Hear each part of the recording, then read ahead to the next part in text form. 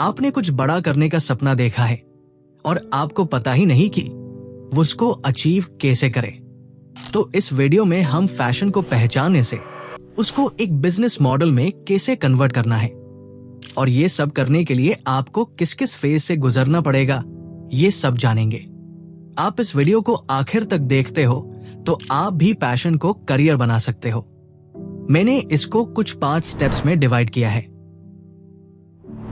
1. Find your fashion. इस दुनिया में जितने भी लोग हैं, हर एक के पास अलग अलग टैलेंट है, पैशन है। वैसे ही आपके पास भी है। कई सालों तक मुझे लगता था कि मुझे अपनी पसंदीदा चीजों को करने और पैसे कमाने के बीच में किसी एक को ही चुनना पड़ेगा। शायद आपके भी दिमाग में ये से सवाल आते होंगे। आप जो पसंद करते हैं वही करना चाहते हैं, लेकिन ये डर भी है कि क्या ये सही है। जैसा कि स्टीव जॉब्स ने एक बार कहा था, महान काम करने का एक ही तरीका है, वही काम करना जिसमें तुम्हारा मन लगता है। और मुझे लगता है कि यही सक्सेस की है, अपनी सच्ची फैशन को पहचानना। और मैं यहां सिर्फ पिज्जा खाना पसंद है जैसी बात नहीं कर रहा हूं। मैं बात कर रहा हूं उस असली फैशन की जो आपको ऐसा लगता है कि आप अगर बिना पैसे के भी करें तो आपका वो करने का मन करता है। आप उसमें बिना टाइम देखे काम कर सकते हो। कई लोग यही फंस जाते हैं।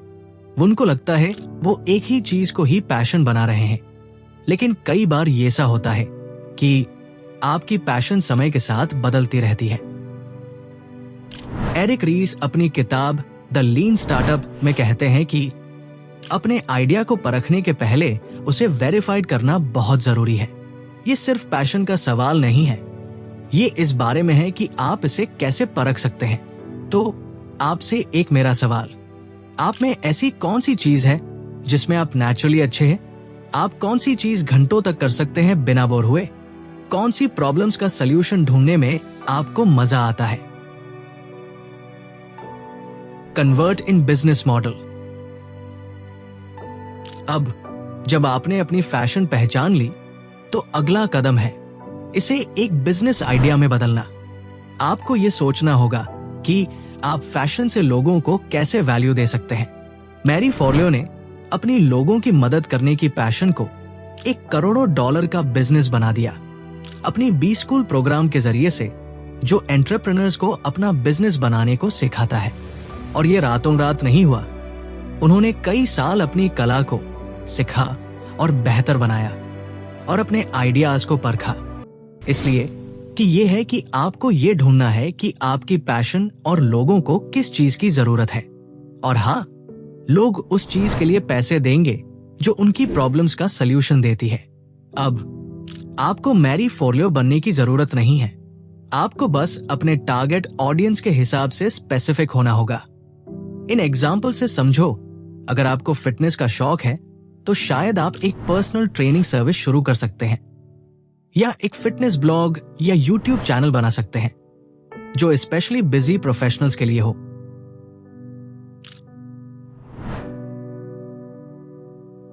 Self doubt. डर आपको पीछे खींचेगा। असफलता का डर, ये सोच कि क्या आप इसके लिए सफिशिएंट है। लेकिन यहां आपको जो याद रखना है वो ये है कि महान चीजें कभी बिना जोखिम के नहीं होती। आपको ये सी सिचुएशन से गुजरना ही पड़ेगा। जैसे J.K. रोलिंग ने, जिन्होंने बहुत सारे रिजेक्शंस झेले, फिर भी उनके हैरी पॉटर किताबों को पब्लिश किया गया। वो डर से नहीं रुके। उन्होंने अपने आइडिया पर बिलीव किया और लगातार काम किया। मुझे पता है कि ये आसान नहीं है, लेकिन यहां एक बात है, अगर आप डरते नहीं हैं तो शायद आप बढ़ भी नहीं रहे हैं। डर ये सिग्नल है कि आप अपनी कंफर्ट जोन से बाहर जा रहे हैं और यही आपका वीक फेज होगा। इसमें अपने अच्छे से सर्वाइव किया तो आप बहुत आगे जाओगे।